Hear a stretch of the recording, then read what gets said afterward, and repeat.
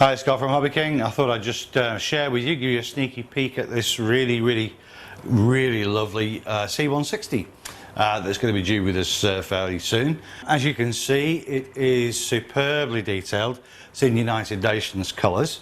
Fuselage is composite. The wingspan is 1540, so a couple of 35mm outrunners basically, and you're flying. It's going to be a nice cheap build for what is basically a reasonable size plane, reasonable size model, and it just looks fantastic, which is really why I wanted to share it with you. So please keep an eye out for it soon on Hobby King, and don't forget of course to subscribe to our YouTube channel. Cheers.